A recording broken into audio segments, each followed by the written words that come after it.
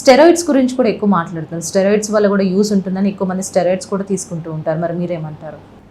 ఒకవేళ COPD పేషెంట్కి symptoms control కావట్లేదు, రెగ్యులర్ ఇన్హేలర్స్ నెబులైజర్స్ వాడుతున్నారు, ఎక్సర్సైజ్ చేస్తున్నారు, అయినా సిమ్టమ్స్ కంట్రోల్ కావట్లేదు అన్నప్పుడు కొన్నిసార్లు స్టెరాయిడ్స్ ఇవ్వాల్సిన అవసరం రావచ్చు.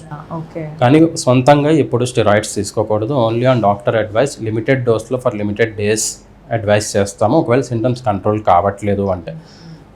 ఒకవేళ స్టెరాయిడ్స్ తీసుకుంటే తప్ప సిమ్టమ్స్ కంట్రోల్ కావట్లేదు అంటే కొంతమంది స్టెరాయిడ్ డిపెండెంట్ ఉంటారు, వాళ్ళకి స్టెరాయిడ్స్ లాంగ్ టర్మ్లో ఇవ్వాల్సిన అవసరం రావచ్చు. కానీ చాలా రేర్గా ఉంటుంది. ఎక్కువ మందిలో కొన్ని రోజులు 5 days 7 days స్టెరాయిడ్స్ ఇస్తే ఆ సిమ్టమ్స్ అనేవి కంట్రోల్ చేయడానికి ఉంటుంది. కానీ రెగ్యులర్గా స్టెరాయిడ్స్ వాడటం వల్ల డెఫినెట్గా కొంచెం హార్మ్ ఉంటుంది.